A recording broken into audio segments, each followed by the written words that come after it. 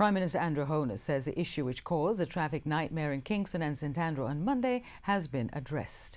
Speaking in Parliament today, he said the flooding stemmed from a combination of issues along Mandela Highway. It was the second time in recent weeks that motorists have been left stranded and frustrated due to flooding along sections of roads that form part of the Legacy project. The Works Ministry, which resides at the Prime Minister's office, has overarching responsibility for the Legacy projects.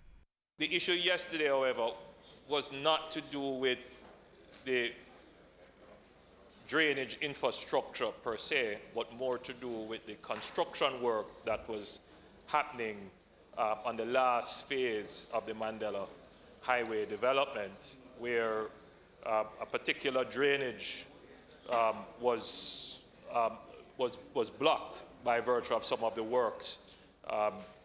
And it was dealt with and resolved. Traffic was cleared up. The Duhaney River came down in force and brought down a certain volume of water that the measures that were put in place just could not contain that volume.